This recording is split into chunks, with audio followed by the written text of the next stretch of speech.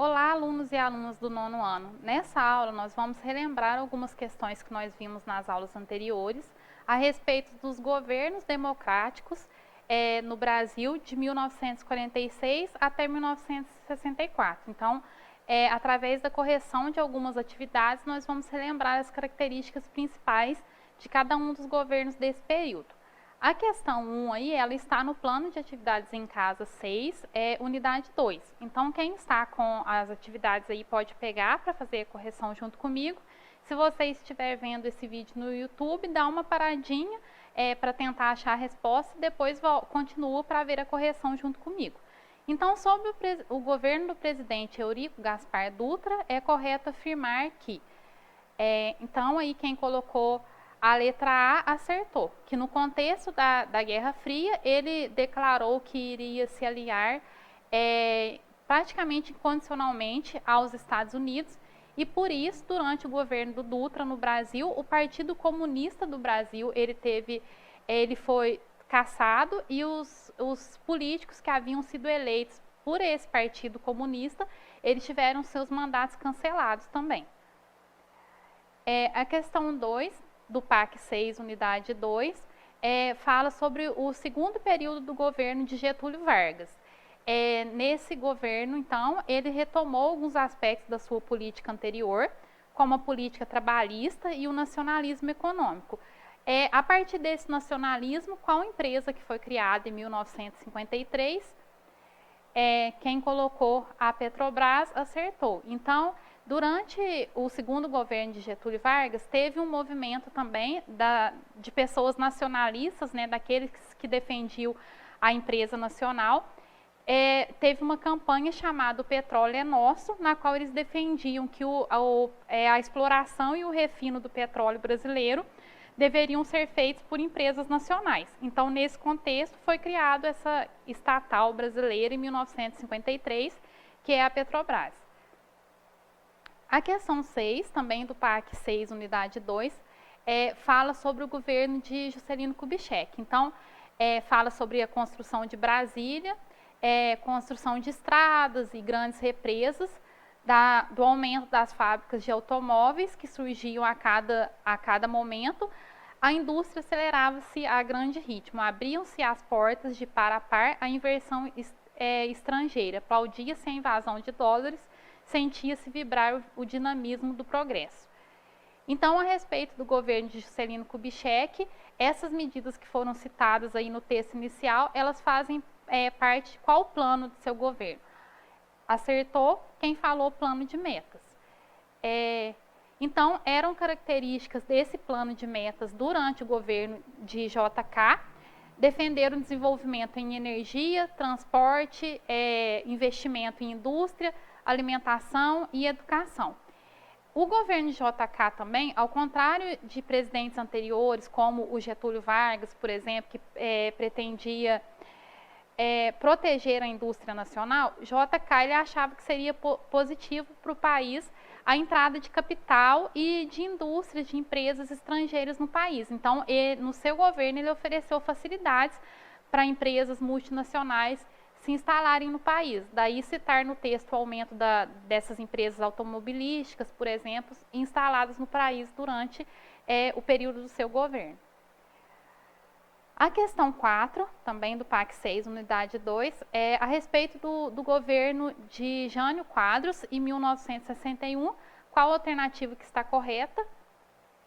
Acertou quem falou a letra C, que ele então procurou adotar medidas para conter a inflação que desagradaram a população. Então, quando Jânio Quadros assumiu, logo depois do governo de Juscelino Kubitschek, o Brasil estava com uma dívida externa muito alta e com inflação também alta, fruto desse desenvolvimentismo adotado durante o governo de JK e também da construção de Brasília, que consumiu grande parte do PIB nacional durante o governo de JK também. Então, quando o próximo presidente, que foi Jânio Quadros, assumiu, ele precisava lidar com essa alta da inflação e com essa dívida externa muito forte. Então, para conter essa inflação, ele adotou algumas medidas que não agradaram a população. E no contexto da Guerra Fria também, ao contrário de Dutra, por exemplo, que mostrou uma aliança com os Estados Unidos, o Jânio Quadros ele queria se mostrar um político independente. Então, ele voltou a ter relações diplomáticas, por exemplo, com a China e com a União Soviética socialistas.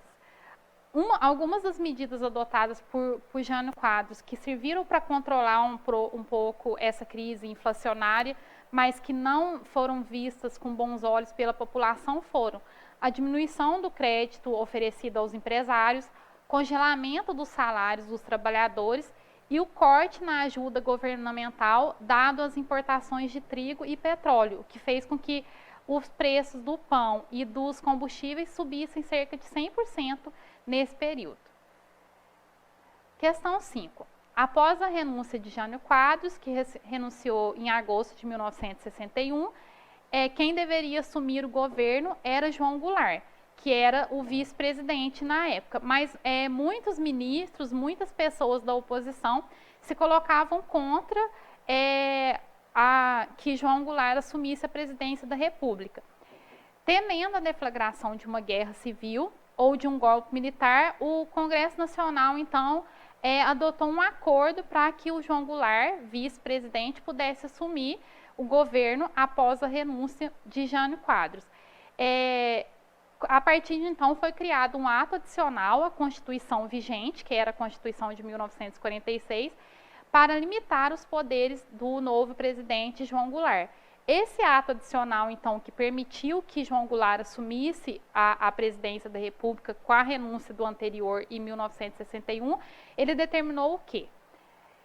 Quem marcou a letra A, que fala que foi instaurado o sistema parlamentarista de governo, acertou. Então, após essa crise aí, entre aqueles que defendiam que ele deveria assumir a presidência e aqueles que eram contrários a isso, a saída dessa crise foi João Goulart aceitar assumir o governo, mas a partir de um regime parlamentarista.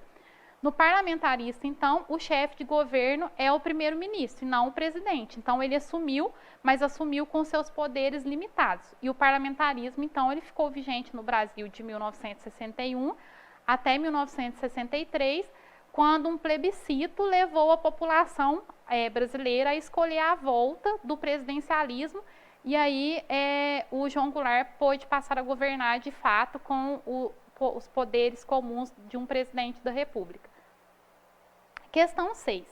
Entre os fatores que precipitaram o golpe militar de 1964, esteve o programa de reformas de base do presidente João Goulart. Então, entre as reformas defendidas por João Goulart, qual das alternativas aí que não é uma dessas reformas que Goulart defendia? Então, nós sabemos que ele defendia a reforma agrária, com a distribuição de terras mais justas, ele defendia a reforma educacional, com a ampliação do ensino público, e defendia a reforma administrativa. Então, a alternativa correta aí, que mostra aquela que não era uma das reformas defendidas por João Goulart, é a letra C, a reforma política, substituindo o regime presidencialista pelo parlamentarista. Muito pelo contrário, durante seu governo, João Goulart, a luta dele foi pela volta do presidencialismo. Bom, espero que tenha dado para relembrar alguns dos temas principais desses governos democráticos do Brasil de 1946 a 1964. Fiquem bem, até a próxima.